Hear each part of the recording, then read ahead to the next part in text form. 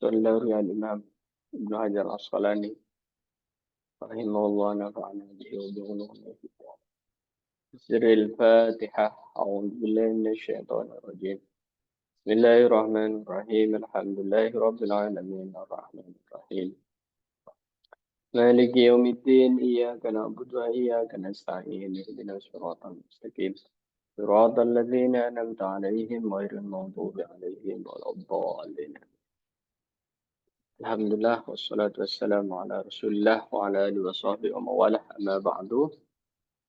Ibu-ibu Ustaz Mukhlisin yang dirahmati oleh Allah, kita akan melanjutkan pengajian online pembacaan kitab Bulughul Maram karya Al-Imam Ibnu Hajar Al-Asqalani, di mana kita akan melanjutkan bab tentang sifatus shalah.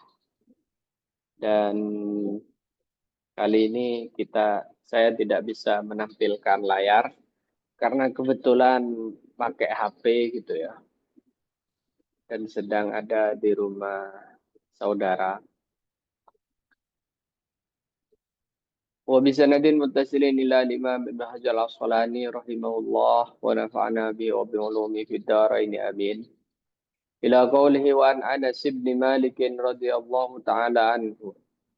أن رسول الله صلى الله عليه وسلم قنت شهرا بعد الركوع يدعو على أحياء من أحياء العرب ثم تركه متفق عليه. An Anas bin Malik diriwayatkan dari sahabat Anas bin Malik.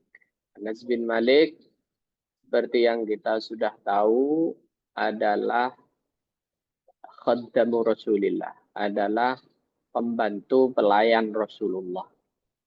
Di mana beliau sejak kecil ya, umur 10 tahun itu sudah diserahkan oleh ibundanya untuk menjadi pelayan di rumahnya Nabi, di dalamnya Nabi.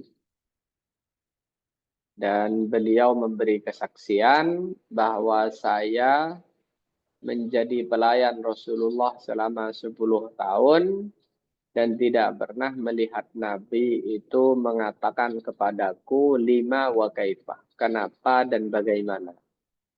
Artinya Rasulullah tidak pernah marah. Kenapa, bagaimana, itu nggak pernah terucap. Karena memang akhlaknya Rasulullah itu sangat lembut. Selama beliau itu masih bisa melaksanakan sendiri pekerjaan rumahnya, biasanya Rasulullah itu tidak minta tolong. Itu Rasul. Min akhlaqir Rasul. Salah satu akhlaknya Rasulullah. Jadi asyidda wa 'alal kuffar ruhama bainahum. Sangat rahim. Raufur rahim. Laqad ja'akum rasulun min anfusikum azizun 'alaihi ma 'anittum harisun 'alaikum bil mu'minina raufur rahim. Jadi akhlak Rasulullah itu bil mu'minina raufur rahim. Sangat pengasih, penyayang, lembut hatinya itu Rasulullah. Kata sahabat Anas, anna Rasulullah sallallahu alaihi wasallam, bahwa Rasul sallallahu alaihi wasallam qanata syahran, melakukan kunut syahran selama sebulan. Ba'dar ruku'ih, setelah ruku'. Yada'u, Nabi berdoa di dalam kunut tersebut ala ahya'in. Nah, di sini ada kata-kata ala ahya'in. Yada'u ala itu berdoa yang buruk. Itu yada'u ala. Mendoakan kaum, mendoakan person dengan doa keburukan. Itu yada'u ala. Kalau berdoa dengan berdoa kebaikan, itu memakai yada'u lahu. Jadi ada beda di dalam pemakaian bahasa Arab antara ala dan lahu. Kalau lahu itu berdoa dengan baik. Maka kalau kita minta doa ke orang dengan bahasa Arab, bahasa Arabnya adalah ud'u li. Ud'u li pakai lam. Ud'u li, doakan aku ya, gitu. Kalau sampai salah itu ud'u alayya, itu berarti doakan aku celaka, kira-kira seperti itu. Nah, Nabi pernah kunut selama sebulan dan di dalam kunut itu ya da'u ala, mendoakan celaka ala ahyain atas beberapa kampung gitu ya. Min ahya il arabi, dari diantara kampung-kampung Arab. Summa tarakahu, kemudian Nabi meninggalkan kunut tersebut. Artinya beliau kunut selama sebulan, berdoa di dalamnya untuk kecelakaan, untuk dengan doa mencelakai pada sebuah kampung di perkampungan Arab. Ini nama kampungnya kampung Zakwan namanya. Ada dua kampung ini yang didoakan. Za'al wa Zakwan gitu. Kenapa Nabi sampai mendoakan dengan doa-doa celaka? Gara-garanya gini. Nabi itu pernah diminta oleh dua perkampungan ini agar mengirim guru. Gitu ya. Seperti Ustaz Muhlisin ke Jepang kayak gitu loh. Nah, Nabi ngirim itu sampai 70 orang karena ini perkampungan besar ya. Mereka minta, akhirnya Nabi ngirim sekitar 70 hufaz bahasanya. 70 penghafal Al-Quran berarti ya ulama juga. Karena dulu hafal Quran itu ya sekaligus ulama kayak gitu. Nah, ternyata perkampungan Zakwan ini melakukan kejahatan dan kriminal. Guru-guru yang dikirim oleh Nabi itu ternyata dibunuh semuanya. Nah, itu dibunuh semuanya. Minta sendiri tapi kemudian dibunuh. Itu Nabi sangat sedih. Sehingga Nabi berkunut gitu. Melakukan kunut dan di kunutnya itu mendoakan atas dua kampung tersebut. Zakwan dan satunya kok lupa ini. Zu'al kalau nggak salah. Zu'al wa Zakwan. Selain berdoa, Nabi juga kemudian memutuskan untuk menyerang perkampungan tersebut. Jadi kemudian ada perang yang disebut dengan perang Zatur Riqa, gitu, kalau tidak salah. Nah, itu perang balas dendam gitu ya. Jadi seperti yang kita tahu bahwa semua perang Nabi itu tujuannya adalah tujuan diniyah, tujuan keagamaan. Artinya kita itu hidup damai dengan orang non-muslim selama tidak diganggu. Gitu. Nah, ketika diganggu baru ada perang. Jadi perang itu bukan tujuan di dalam Islam, tapi dia salah satu wasilah, sarana untuk mencapai sebuah perdamaian, ketenangan. Makanya sebuah negara yang membebaskan warganya untuk melakukan rukun-rukun Islam yang 5, syahadat, sholat, puasa, zakat, kemudian haji ke Baitullah, itu adalah negara Islam gitu. Itu negara Islam, bukan negara kafir. Seperti itu. Tidak boleh kemudian kita memerangi negara tersebut. Apa yang dilakukan oleh teroris itu tidak benar gitu. Dan itu bukan bagian dari jihad. Gitu ya, menghancurkan negara yang damai itu bukan jihad. Jihad itu harus ada pemimpin, jihad itu harus dirapatkan, jihad itu harus pakai strategi. Kalau dewe-dewe sendiri-sendiri itu bukan jihad. Itu bunuh diri dan itu malah memperburuk citra Islam. Citra Islam yang dari asal kata aslama yuslimu islaman, damai gitu ya, pasrah, itu kemudian memunculkan citra Islam yang seperti jahat gitu, seperti bengis, seperti teroris, kayak gitu. Itu tidak benar. Nah, Nabi di sini melakukan kunut atas dua kampung tersebut, yaitu Zakwan. Karena mereka melakukan kesalahan fatal, membunuh ustadz-ustadz, membunuh guru-guru yang dikirim oleh Rasulullah. Jadi Nabi menyerang. Itu hadis ini hadis tentang kunut. Namanya kunut nazilah. Kunut karena ada satu peristiwa genting.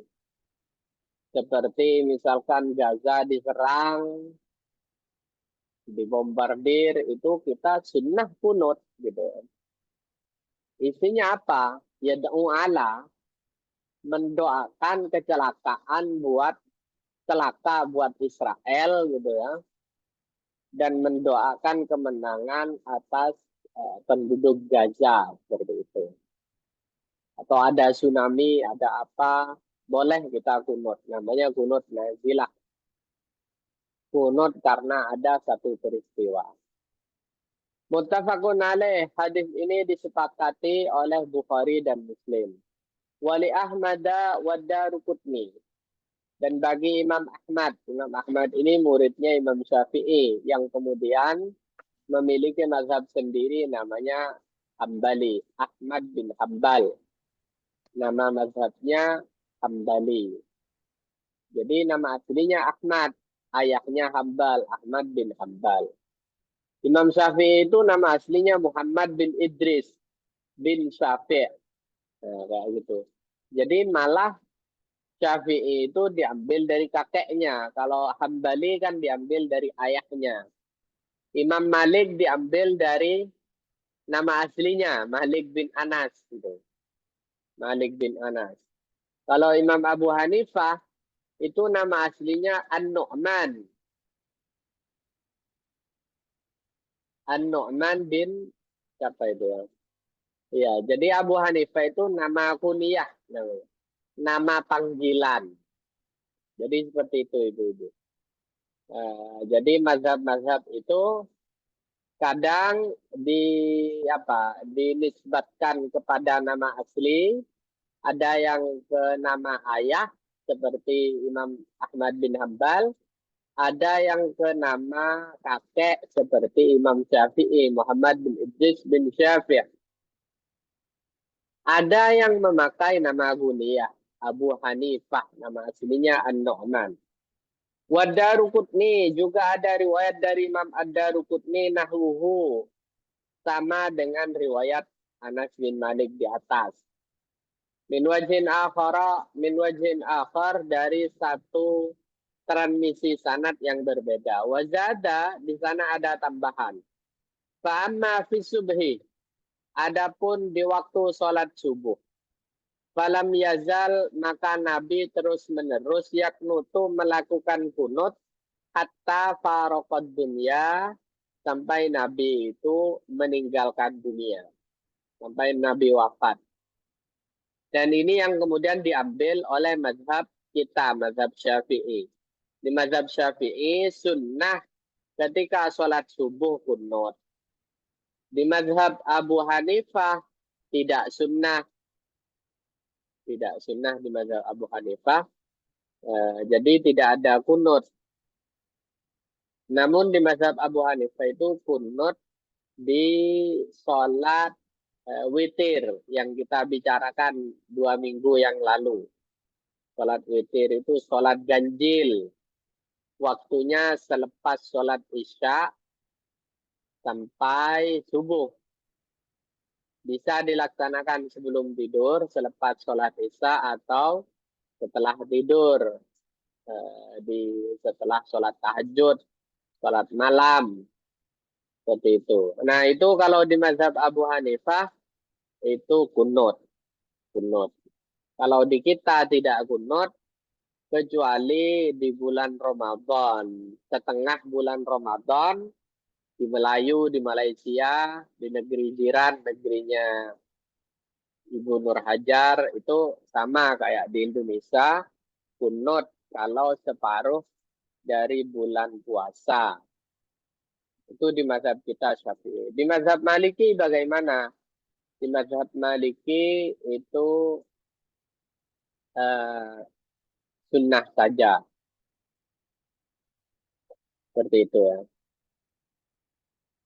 Fama fi subuh falam yazal yaqnutu hatta faraqad dunya. Wa anhu dan diriwayatkan juga dari Sayyidina Anas bin Malik, anna Nabi sallallahu alaihi wasallam, bahwa Nabi sallallahu alaihi wasallam kana la yaqnutu illa idza da'a liqaumin au da'a ala qaumin. Bahwa Nabi tidak melakukan kunut kecuali saat doa bagi kebaikan kaum. Nah, ini ada dua contoh ya. Da'a li qaumin dengan da'a ala qaumin. Da'a li kebaikan untuk kaum, da'a ala keburukan bagi kaum. Kecelakaan atau celaka bagi kaum. Jadi, nah, dalam riwayat ini disebutkan Sahahul Ibnu Zaimah. Menurut Ibnu Zaimah, di sini diriwayatkan bahwa Nabi itu tidak melakukan kunut kecuali jika ada kepentingan ingin mendoakan kebaikan bagi sebuah kaum atau keburukan atas sebuah kaum yang lainnya. Nah, ini mungkin yang diambil oleh mazhab Maliki. Jadi di mazhab Maliki itu tidak kunut. Seperti itu. Wan Sa'ad bin Tariq. Dan diriwayatkan dari Sayyidina Sa'ad bin Tariq al-Ashja'i. Tapi di antara mazhab itu saling menghormati. Ada satu kisah begini. Imam Syafi'i ketika ke Baghdad, jadi Imam Syafi'i itu berguru kepada Imam Malik di kota Madinah.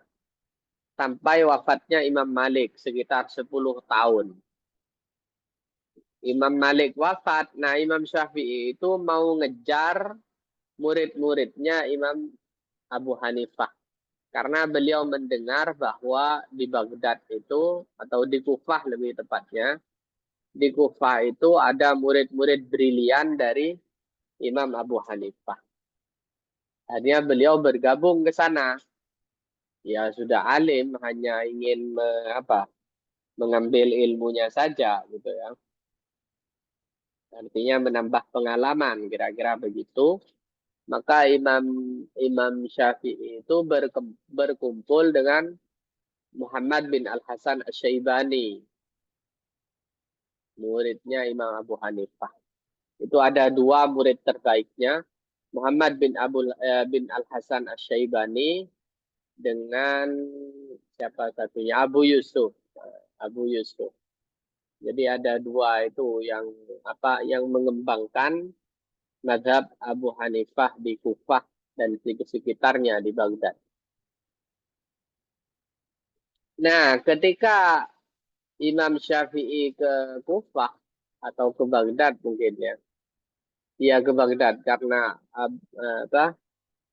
Muhammad bin Al-Hasan Asy-Syaibani itu pindah ke Baghdad setelah wafat gurunya yaitu Imam Abu Hanifah.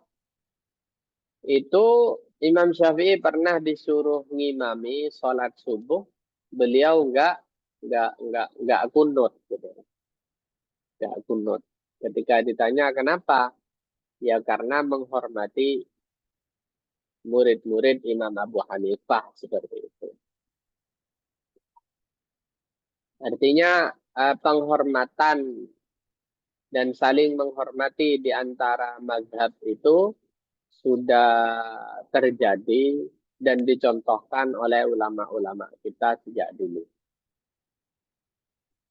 Wan Sa'ad bin Tariq al-Ashja'i, dan diriwayatkan dari Sa'ad bin Tariq al-Ashja'i radhiyallahu taala anhu qala, beliau berkata, qultu li abi, saya bertanya pada ayah.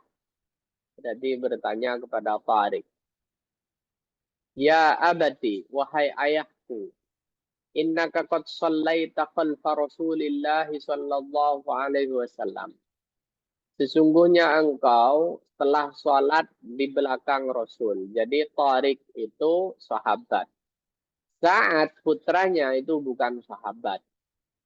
Namanya disebut tabi'in. Muridnya sahabat langsung itu tabi'in namanya. Nah yang istimewa itu sahabat. Kalau tabi'in ya tergantung. Dia memiliki ilmu apa tidak. Karena yang ada nas, yang ada legitimasi, kemuliaan khusus itu bagi para sahabat. Jadi sahabat itu istimewa di dalam Islam. Banyak ayat, banyak hadis melegitimasi tentang posisi mulia para sahabat. Nah ini Sa'ad bukan sahabat, tapi ayahnya sahabat Tariq. Beliau bertanya kepada ayahnya, wahai ayahku, engkau telah sholat khalfa Rasulillah, di belakang Rasulullah. Wa Abi Bakrin, dan di belakang Abu Bakar, wa Umar, wa Utsman, wa Ali, di belakang Sayyidina Umar, Utsman, dan Ali. Afakanu yaknutuna fil fajri? Apakah mereka itu semua kunut di waktu fajar, di sholat subuh? Qala, Tariq menjawab, ayahnya menjawab, ai bunayya, wahai anakku, muhdats. Semua itu baru. Rawahul khamsah, hadis ini diriwayatkan oleh 5 imam, illa Abu Daud, kecuali Imam Abu Daud. Nah, menurut riwayat Sa'ad bin Tariq ini, bahwa kunut ketika sholat subuh itu bid'ah. Kira-kira begitu. Muhdats itu bid'ah maknanya. Nah, hadis ini yang kemudian diambil oleh beberapa mazhab yang tidak kunut di waktu fajar, di waktu sholat subuh. Kalau Imam Syafi'i mengambil hadis yang di atas, yang isinya falam yazal yaknutu hatta faraqad dunya. Nabi terus menerus kunut sampai wafat. Kok bisa kontradiksi dan berbeda gitu, Ustaz? Kan ada pertanyaan begitu. Ya, sahabat itu kan seperti yang saya ungkapkan dulu, jumlahnya ribuan, ratusan ribu ya. 120-an ribu atau 112-an ribu. Nah, tidak semua sahabat itu hadir dan selalu nempel kepada Rasulullah kayak gitu. Jadi mungkin sahabat Tariq Al-Asja'i melihat Nabi gak pernah kunut. Begitu juga dengan Abu Bakar, Umar, Utsman, dan Ali. Sementara yang riwayat yang di atas, riwayat Anas bin Malik, sebaliknya seperti itu. Kemudian masing-masing sahabat ini kan menyebar ke seluruh negeri-negeri Islam. Ke Kufah, ke Baghdad, ke Basrah, ke Mosul, ke Damaskus, kayak gitu ya. Kemudian ke Mesir, ke Yordan, seperti itu. Dan tidak seperti sekarang, komunikasi mudah, akses internet mudah, kayak gitu. Nah, masing-masing sahabat itu kan membawa ilmunya masing-masing. Ya, ilmunya masing-masing. Kemudian ilmu tersebut ditransfer ke murid-muridnya, yaitu para tabi'in. Nah, itu kan memunculkan perbedaan pendapat seperti ini. Perbedaan hadis, riwayat hadis seperti ini. Sehingga menurut Imam Syafi'i sunnah, menurut Imam Malik tidak sunnah, menurut Imam Abu Hanifah tidak sunnah, kecuali di waktu witir, ya seperti itu. Ini semua berdasarkan ijtihad para imam tersebut dan berdasarkan level kualitas masing-masing hadis yang diriwayatkan oleh masing-masing imam. Kayak gitu. Mungkin yang kunut di hadis yang nyampe ke Imam Abu Hanifah itu memang tidak kuat seperti itu. Sehingga Imam Abu Hanifah memandang itu tidak sunnah. Tapi yang nyampe ke Imam Syafi'i, oh itu sangat kuat. Misalkan riwayat Anas, maka Imam Syafi'i berpendapat sunnah seperti itu. Jadi masing-masing imam itu mengikuti dalil yang menurut mereka terkuat. Seperti itu ya. Dan kita sebagai pengikutnya ya ikut saja. Dan apa namanya ya, selama itu ranah khilafiyah, maka tidak perlu diributkan. Ranahnya khilafiyah itu tidak perlu diributkan. Dan itu termasuk ikhtilaf ummati rahmah, kata Nabi. Perbedaan pendapat di kalangan umatku itu rahmah. Suatu belas kasih gitu ya. Rahmah. Sehingga masing-masing mazhab itu menemukan tanahnya sendiri-sendiri. Mungkin mazhab ini cocoknya di negeri mana, mazhab ini di negeri mana. Mazhab Maliki misalkan, oh cocoknya ternyata di Afrika. Kenapa di Afrika? Karena di Afrika jarang, air agak sulit. Nah, di mazhab Maliki kalau wudhu itu nggak perlu mengalir. Yang penting di apa? Dipijat, adalku. Yang penting dipijatkan ke badannya, nggak perlu mengalir. Di Indonesia yang air murah cocoknya adalah mazhab Syafi'i. Jadi itu yang dimaksud dengan ikhtilafu ummati rahmah. Dan itu sesuai dengan fitrah manusia. Karena fitrah manusia itu memang cenderung tidak satu pendapat dan cenderung tidak satu kesukaan gitu. Kadang kita yang serumah kakak beradik 5 orang itu kan hobinya beda, makanan favoritnya beda, pilihan bajunya beda, warnanya beda. Nah, itu berarti perbedaan-perbedaan yang muncul di kalangan mazhab itu adalah untuk mengakomodir yang memang fitrah manusia suka berbeda. Yang penting adalah kita sama di dalam usul, sama di dalam akar dan pohonnya, ranting-rantingnya boleh beda, tapi pohonnya, usulnya kita sama, bahwa kita rukun Islamnya sama gitu ya, bahwa kita ya seperti itu. Jadi ada yang memang tidak boleh berbeda, tapi sangat banyak dan sangat luas kita itu dibolehkan perbedaan. Mungkin ini barangkali ada di antara ibu-ibu yang ingin ditanyakan sebelum kita masuk dan melanjutkan pembacaannya.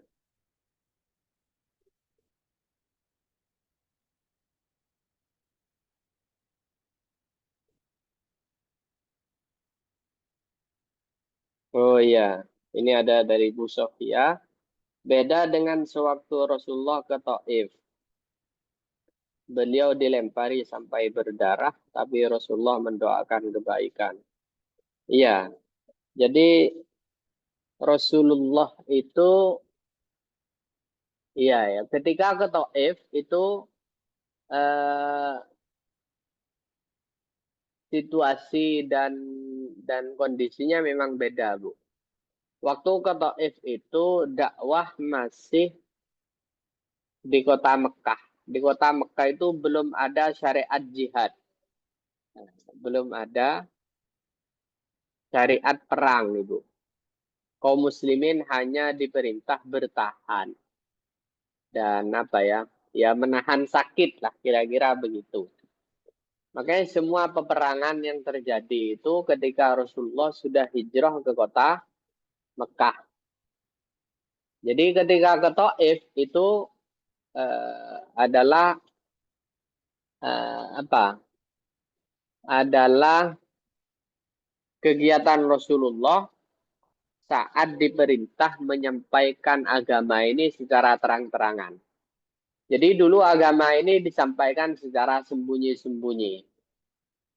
Kemudian turun ayat fasda' bima tu'mar wa'arid anil jahilin. Fasda' bima tu'mar. Jadi disuruh agar memproklamirkan, agar menyampaikan tentang agama Islam secara terang-terangan.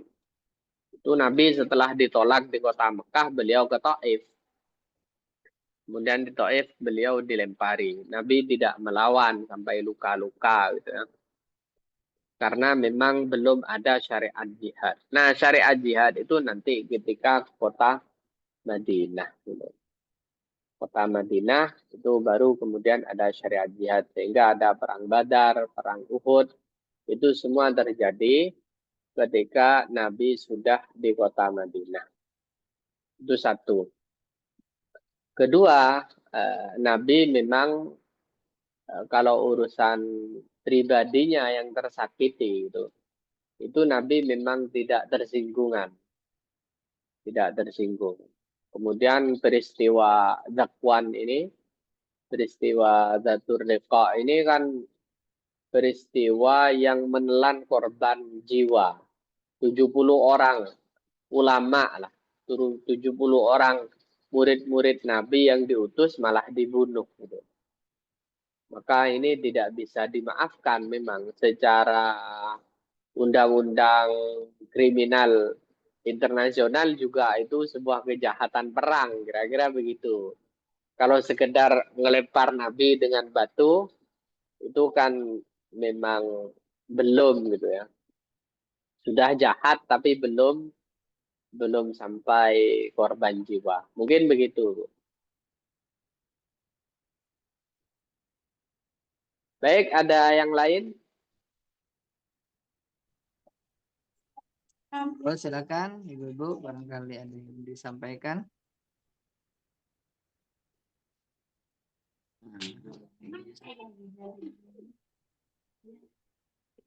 Kemudian yang mungkin yang tidak mendoakan secara langsung Ustaz ya, dengan doa yang tidak baik, Iya.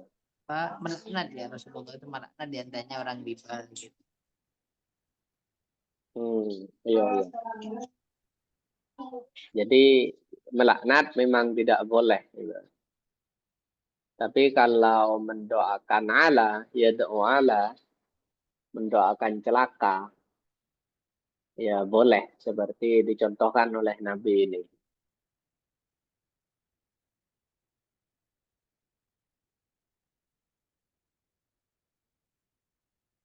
Dan sepertinya doanya ini bersifat umum. Gitu. Ke kampung itu umum.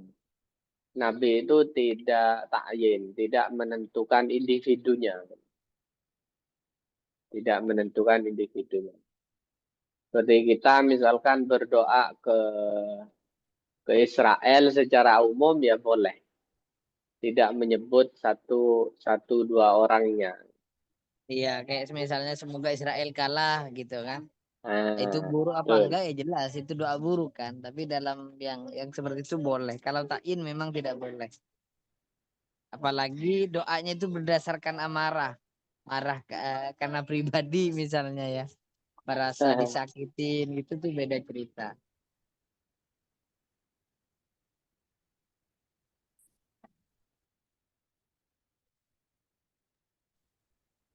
Baik, ada lagi? Ya, tidak ada, kita lanjut.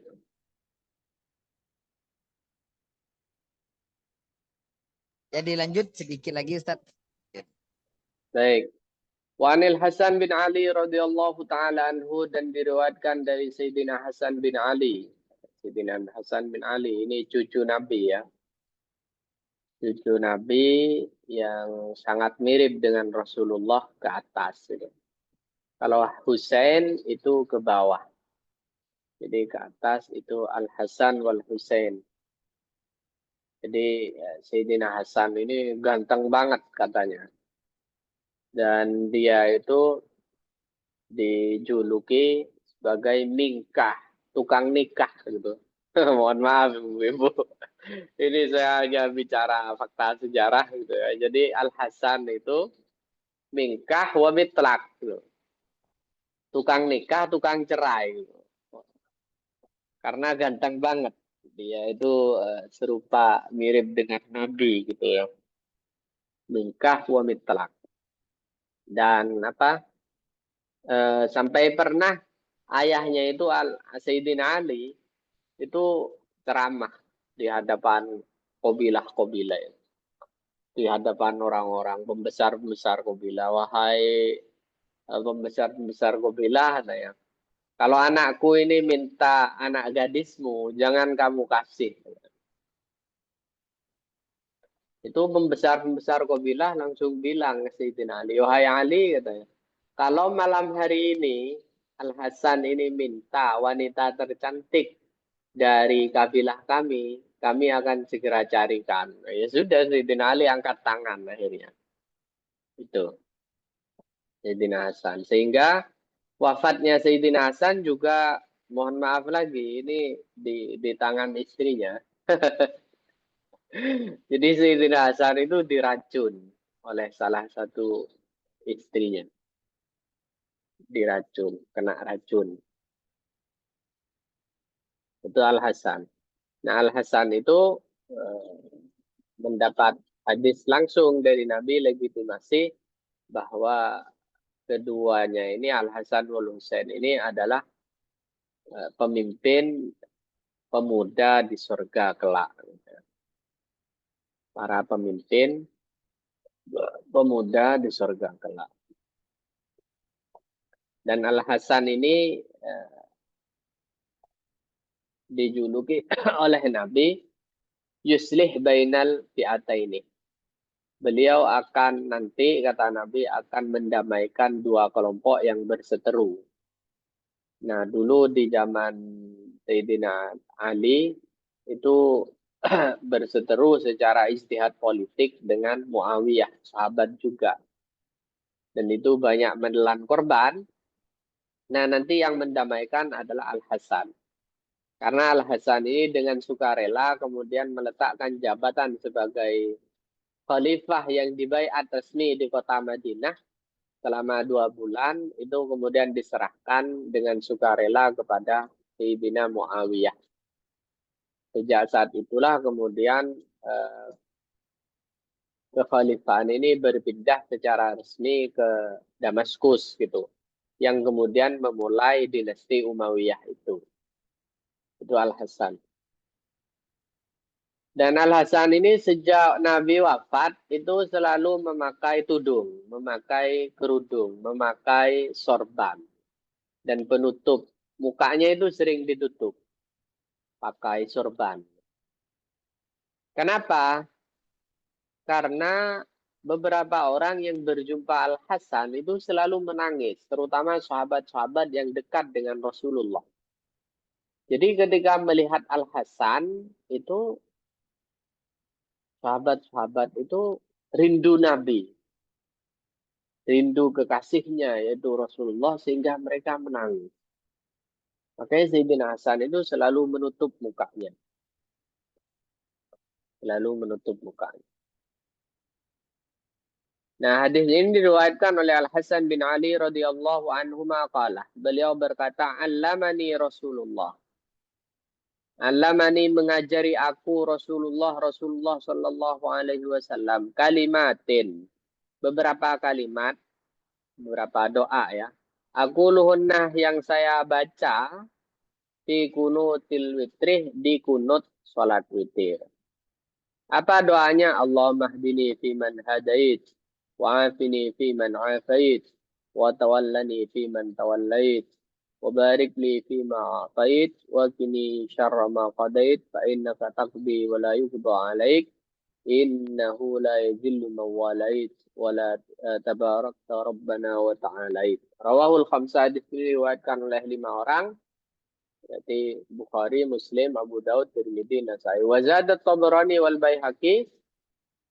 Kemudian ada tambahan dari Imam At-Tabrani dan Imam Al-Baihaqi. Dalam riwayat keduanya ada tambahan wala ya'izzu man adait. Zadan Nasai, Imam An-Nasai nambahi lagi min wajin akharah, dari satu arah yang lain, dari satu transmisi hadis yang lain, di akhirnya wa sallallahu ala nabi. Tambahan wa sallallahu ala nabi. Jadi seperti itu Ibu-ibu. Ada yang dihafal oleh sahabat itu hanya sampai wa ta'alaid. Tapi di riwayat yang lain ada tambahan wala ya'izu man adait. Ada tambahan lagi wa sallallahu ala nabi. Ini berarti para sahabat itu tidak satu level dalam kekuatan hafalan. Gitu ya. Ya selayaknya manusia hari ini. Gitu. Ada yang sangat kuat hafalannya. Ada yang cukup hafalannya. Ada yang lemah hafalannya. Ada yang sedang hafalannya. Ada yang parah. Nah, yang parah juga ada pastinya sahabat. Cuma sahabat itu secara keseluruhan mulia. Gitu. Karena ada legitimasi melalui Al-Quran. Al-Quran seperti radhiyallahu anhum wa radu'an. Itu khusus buat sahabat. Misalnya. Kalau hadis banyak sekali. Ashabi kulluhum udul. Ashabi kan nujum. Bi ayyihi muqtadaitum ihdaitum. Banyak sekali. Tidak boleh kita menghina sahabat. Nah, Allahumma hdini fiman hadait ini adalah doa yang kita hafal sejak kecil untuk kunut di mazhab Syafi'i. Kalau dimaknai, coba kita maknai ya. Allahumma ya Allah ihdini, berilah aku petunjuk fiman hadait di dalam atau bersama dengan orang-orang yang engkau beri petunjuk. Wa'afini fiman afait dan berilah aku afiyah, kesehatan. Afiah ini lebih umum dari kesehatan ya. Kalau sehat fisik gitu. Tapi kalau afiah itu sekaligus juga psikis, psikologis, kejiwaan sehat. Buat apa sehat fisik? Tapi psikologi kita gundah gulana, galau kata anak-anak sekarang. Jadi afiah itu lebih umum ya. Baik fisik maupun psikologis itu namanya afiah. Wa tawallani fi man tawallait. Wa tawallani dan rawat aku atau tanggung jawab kepadaku. Tawalla itu maknanya seseorang berada di dalam tanggung jawab Allah. Itu tawalla. Allah waliyul mu'minin di dalam Al-Quran. Allah adalah yang bertanggung jawab terhadap orang-orang mukmin. Fiman tawallait. Di antara orang-orang yang engkau tanggung. Wabarik li fima a'taitah. Wabarik li dan berkahi li untuk aku fima a'taitah. Dalam apa yang engkau berikan. Berkahi apapun yang engkau berikan. Harta, rumah, anak, keluarga, berkahi. Fima a'taitah. Wa gini syarrama qadaitah. Jadi isinya bagus banget. Kunut itu. Wa gini. Dan lindungi aku syarrama qadaitah. Dari keburukan takdirmu. Fa'innaka taqdi wa la yuqda 'alaik. Sungguhnya engkau maha memberi hukum atau maha memberi takdir wa la yuqda 'alaik dan tak ada yang menghukumi atasmu. Innahu la yadhillu man walait. Sesungguhnya tidak ada kehinaan bagi orang yang engkau tanggung ya wahai Allah. Tabarakta wa ta'ala, tabarakta Rabbana wa ta'alaita. Maha luhur engkau, wahai Tuhanku. Wala ya'izzu man adait ditambahan itu wala ya'izzu man adait dan tidak akan bisa mulia orang yang memusuhimu. Wassallallahu ala sayyidina Muhammadin nabiyil ummi wa ala alihi wasallam. Jadi ini doa yang dibaca di kunut witir. Menurut riwayat Sayyidina Hasan ini di kunut witir. Tapi kita mazhab Syafi'i biasanya bacanya di kunut subuh. Kalau diganti doanya gimana Ustaz? Ya boleh-boleh aja. Kan banyak riwayatnya. Enggak hanya Allahumma hdini fiman hadait wa afini. Atau ditambah boleh aja. Boleh. Gitu ya. Nah, misalkan ditambah apa itu yang masyhur itu doa kunut Allahumma سلمنا والمسلمين وعافنا والمسلمين والطف بنا والمسلمين wakina wa iyahum syarra masaibid dunya wa din, ya boleh. Seperti itu ya. Jadi doa yang kita baca itu adalah riwayat Sayyidina Hasan bin Ali karramallahu wajhah. Walil Baihaqi, dan dalam sebuah riwayat Imam Al-Baihaqi, an Ibni Abbasin, diriwayatkan dari sahabat Abdullah bin Abbas radhiyallahu anhuma. Karena Rasulullah sallallahu alaihi wasallam, Rasul sallallahu alaihi wasallam yu'allimuna du'aan nad'u bihi. Beliau mengajarkan kami satu doa nad'u bihi, di mana kami berdoa dengannya fil kunuti, dalam salat, min salatis subhi, dari salat subuh, wa fi sanadihi, dan di dalam sanadnya itu dha'fun.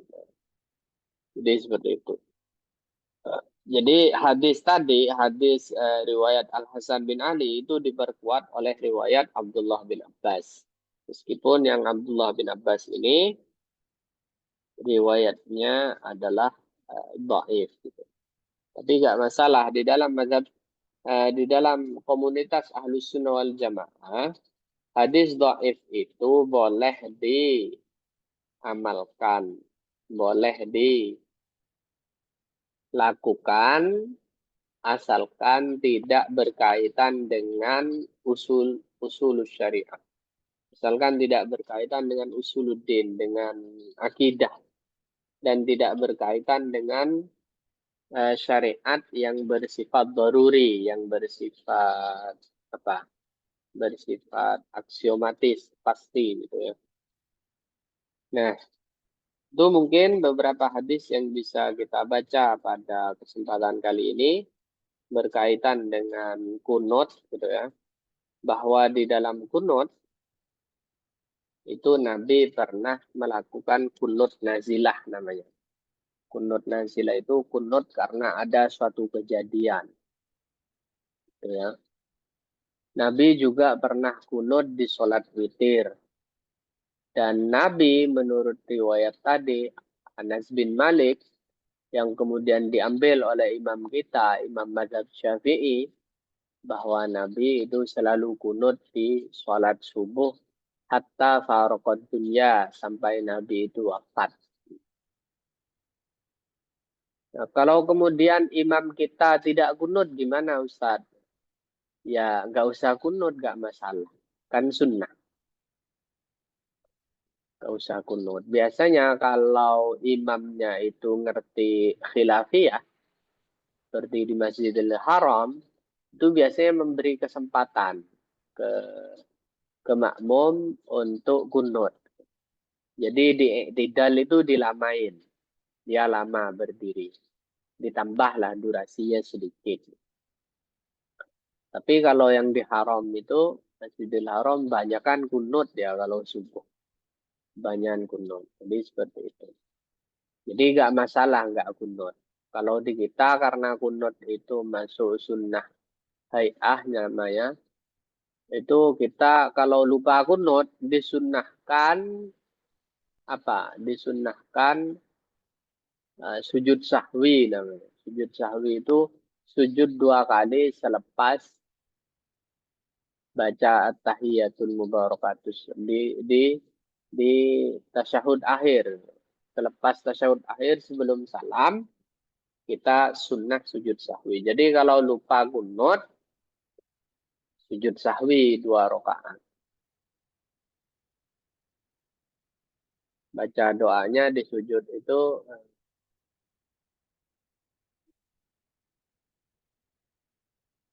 apa doanya? Gak lupa saya. Yesu. Subhanallahi la ilaha illa Seperti itu Ibu-ibu. Baik, senulisin kita cukupkan ya. Kita cukupkan, barangkali masih ada dari ibu-ibu yang mau bertanya, dipersilahkan. Ya, monggo silakan. Ibu. Tadi mungkin dengan apa?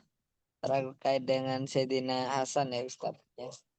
Jadi Iya, memang beliau itu istrinya 150 kalau saya pernah menemukan salah satu Gitu ya. riwayat 150-an, dan itu saya sudah tanyakan ke salah satu guru itu di tasnya gitu ya.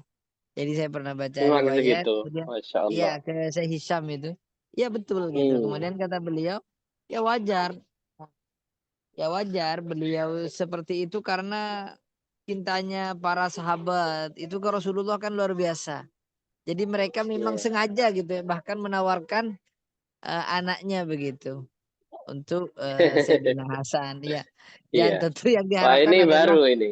ya nyambungnya ke Rasulullah nanti kan cucunya gitu. Jadi yang diharapkan Iya. kemuliaannya Rasulullah ngalir gitu ke Betul, betul. keturunannya.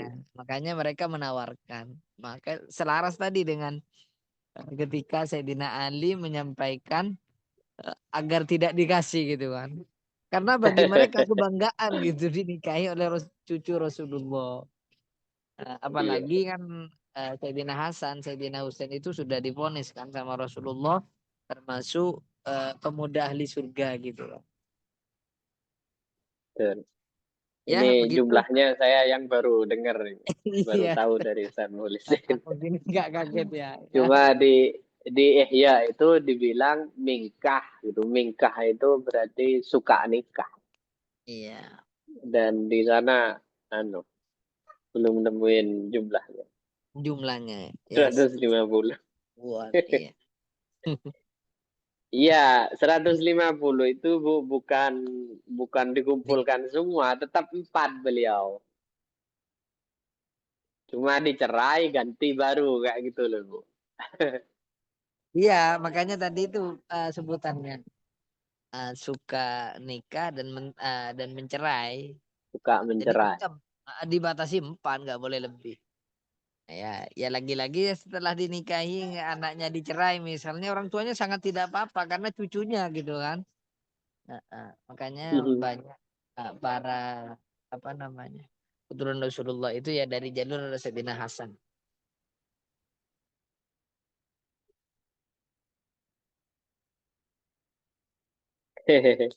Iya. Jadi bukan dikumpulkan 150, tapi ya dicerai dulu kemudian ganti baru kayak gitu. Monggo, mungkin masih ada.